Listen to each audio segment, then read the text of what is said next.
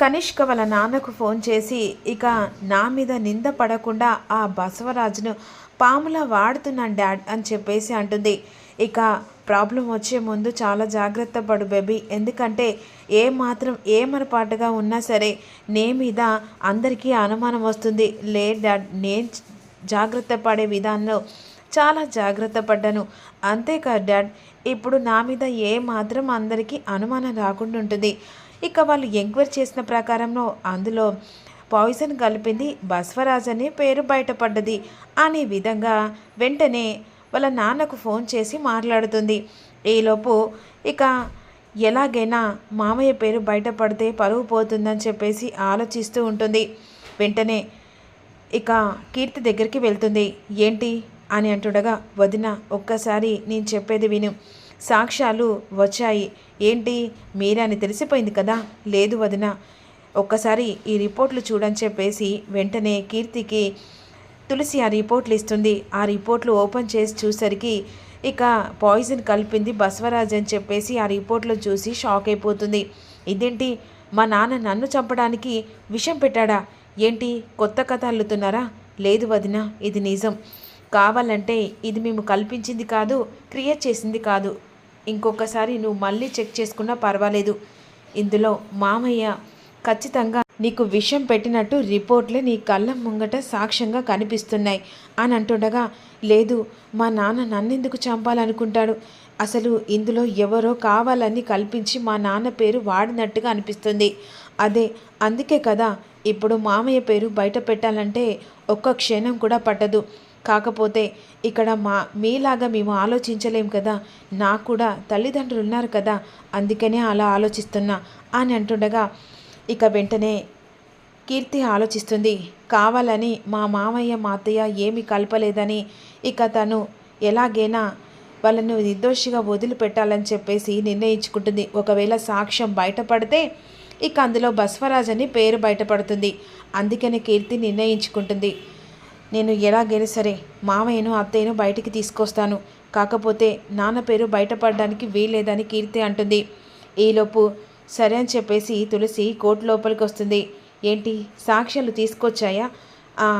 సాక్షిని, అంతేకాకుండా ఆమె తీసుకొచ్చిన సాక్ష్యాలు కూడా ప్రవేశపెట్టండి అని ఈ విధంగా అంటుండగా, సాక్ష్యాలు కాదు యువరాను, అసలు సాక్షినే నేను పట్టుకొచ్చాను, తనే నిజాన్ని బయట పెడుతుంది అన్న తర్వాత ఒక్కసారిగా అందరూ షాక్ అయిపోతారు.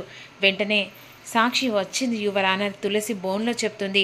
వెంటనే ఇక అలా డోర్ తీసుకొని కోర్టు లోపలికి వస్తుంది కీర్తిని చూసి ఒక్కసారిగా బసవరాజు ఇక అందరూ షాకింగ్లో ఉండిపోతారు. అమ్మా, నువ్వు విషం కలిపింది నీకే అని పెట్టింది మీ అత్త మామ అని చెప్పేసి కేసు పెట్టింది నువ్వే కదా, నువ్వు భయపడకమ్మా, ఎవ్వరు నిన్ను బెదిరించారా లేకపోతే భయపడి నువ్వు ఇదంతా చెప్పడానికి నిర్ణయించుకున్నావు నాకు తెలియదు, కానీ మీ అత్తమామ నిన్ను చిత్రహింసలు పెట్టి ఇక్కడ దాకా తీసుకొచ్చారని అర్థమవుతుంది.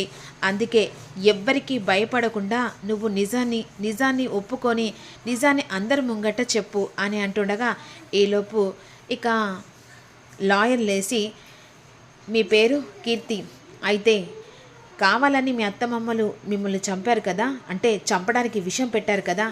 లేదండి, పొరపాటు పడుతున్నారు, మా అత్తమామకు ఎలాంటి పాపం ఎరగరు, నేను పెట్టిన కేసుకి ఆ విషయానికి ఎలాంటి సంబంధం లేదు, అసలు ఇందులో పొరపాటు మా అత్తమామలది లేదు, అసలు మా అత్తమామలు అందులో విషం కూడా కలపలేదండి అని ఈ విధంగా కీర్తి చెప్పేసరికి బసవరాజు ఇక కనిష్క కూడా షాక్ అయిపోతుంది. మా అత్తమామలు విషం పెట్టింది అబద్ధం, దయచేసి మిమ్మల్ని రిక్వెస్ట్ చేస్తున్నాను జడ్జి గారు, మా అత్తమామలకు ఈ కేసుకు ఎలాంటి సంబంధం లేదు, మా అత్తమామలు ఏ విషయం పెట్టలేదు, దయచేసి ఈ కోర్టు వృధా చేసినందుకు నన్ను క్షమాపణ మిమ్మల్ని అడుగుతున్నాను, అంతేకాకుండా ఈ కేసును కూడా కొట్టేయమని రిక్వెస్ట్ చేస్తున్నాను, వాళ్ళను విడుదల చేయమని కూడా అడుగుతున్నాననేసరికి బసవరాజు కోపంగా చూస్తూ ఉంటాడు.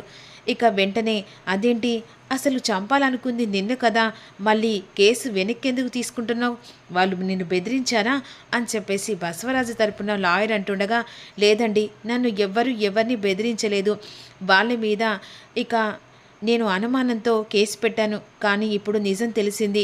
అందుకనే వాళ్ళ మీద పెట్టిన కేసును నేను రిటర్న్ వాపస్ తీసుకుంటున్నాను.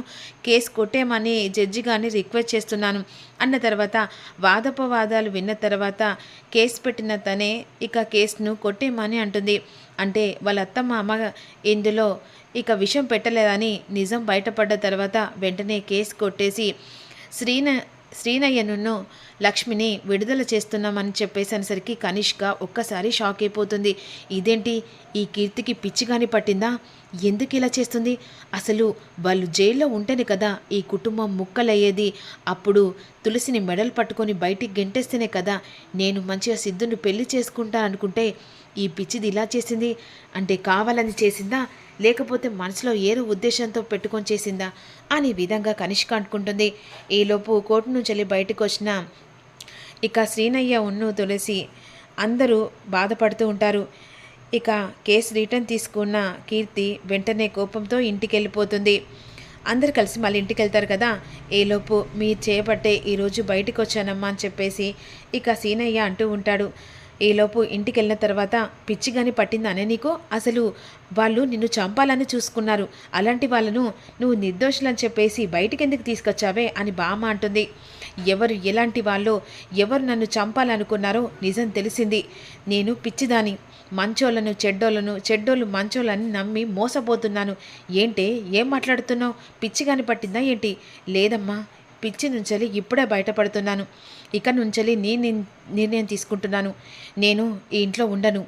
మా అత్తమ్మ మా మామయ్య వాళ్ళతో నా భర్తతో కలిసి నేను హ్యాపీగా ఉండడానికి నా మెట్టినింటికి వెళ్తాను అనేసరికి ఒక్కసారి షాక్ అయిపోతారు. ఏంటి, ఏం మాట్లాడుతున్నావు అని విధంగా బసవరాజు అంటుండగా, నిజమే మాట్లాడుతున్నాను నాన్న.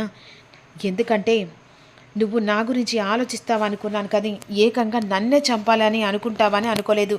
ఏంటి, ఏం మాట్లాడుతున్నావే? మీ నాయన నిన్ను చంపడమేంటే అని బామ్మ అంటుంది. అవును నానమ్మ, విషం కలిపింది ఎవరో కాదు, నానే. అందులో నన్ను చంపడానికి ఎలాగైనా వాళ్ళ మీద పగపట్టి ఆ కేసు వాళ్ళ మీద తోస్తే ఒక క్షణం నా ప్రాణం పోతే అప్పుడు ఏం చేసేవాళ్ళు? ఏం మాట్లాడుతున్నావు? నేను నీకు విషం పెట్టడం ఏంటి? కావాలంటే రిపోర్ట్ చూడు అని చెప్పేసి వెంటనే బసవరాజుకు ఆ రిపోర్ట్ చూపిస్తుంది. అందులో బసవరాజు అని పేరుంటుంది. లేదమ్మా, అసలు నేను విషమే కలపలేదు. మరి ఈ రిపోర్ట్లో ఏంటి? తులసి వచ్చి నాకు నిజం చెప్పుట్లా ఆ నిజం బయటపడితే అప్పుడు మన పరువు ఏమయ్యేది? అందుకనే కేసు పెట్టింది నేనే కావాలని తెలియక పెట్టానని చెప్పేసి కేసు రిటర్న్ తీసుకున్నాను. వాళ్ళు మంచితనం ఏంటో ఇప్పుడు నాకు అర్థమైంది. అందుకే నేను నా మెట్టినింటికి వెళ్తున్నాను అనేసరికి ఒక్కసారిగా ఉలిక్కి పడుతుంది కనిష్క. మరి ఏం జరగబోతుంది? కనిష్క బండారం ఏదో ఒక రోజు తులసి బయట పెడుతుందనేది వీళ్ళు